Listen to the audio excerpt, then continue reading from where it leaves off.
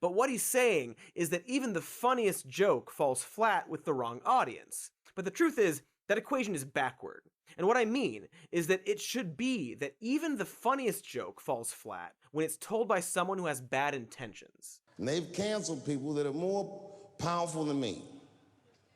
They canceled J.K. Rowling. My God, J.K. Rowling wrote all the Harry Potter books by herself.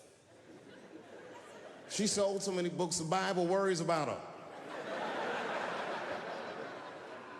And they canceled her because she said in an interview, and this is not exactly what she said, but effectually, she said, gender was a fact. I'm Team TERF. I agree. I agree, man. Gender is a fact. First of all, he's conflating gender with sex. Gender is a social construct. We made it up, like money or around Earth. But even if he said sex is a fact, at around 5 weeks, a fetus forms a cluster of cells that can either turn into weird smooth testicles or weird smooth ovaries, and it's a gene called SRY that activates the former of the two. But that gene isn't a binary on and off function, but rather a sliding scale that can and will sometimes cause a person to be born with neither female or male genitalia. Doctors will often choose a gender to go with, but we later learned that this choice could result in the child growing up with a different gender identity than what was given to them at birth. Meanwhile, other genes like DMRT1 and FOXL2 will maintain gender characteristics later in life but can stop functioning. On top of this, the brain itself has no binary gender. There's no male brain or female brain. The point I'm making here is that no, gender is not a fact. It's actually quite slippery according to real science. And I'm not gonna get into all the details, nor do I want to get into this too much because Dave Chapelle, for starters, isn't a conservative.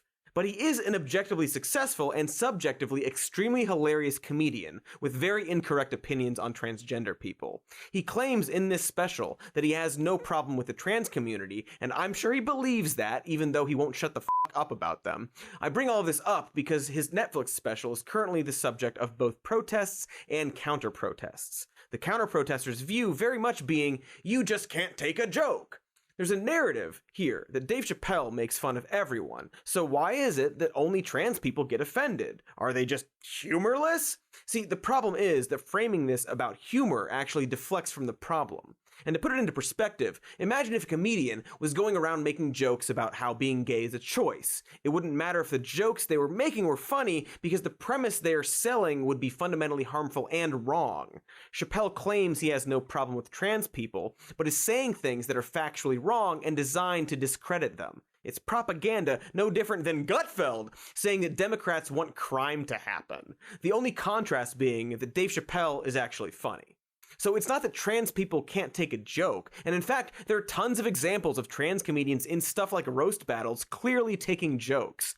It's that these specific jokes are framed as hard truths that are actually based on weird lies used to justify marginalizing an already marginalized and vulnerable group of people.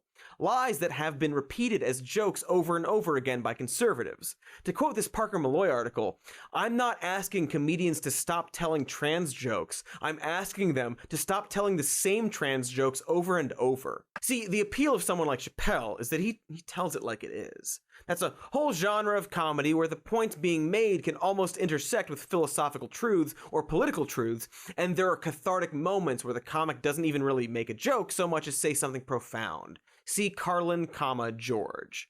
The problem is that this is a very hard thing to do and will go very wrong if the person is, say, incredibly wrong about stuff.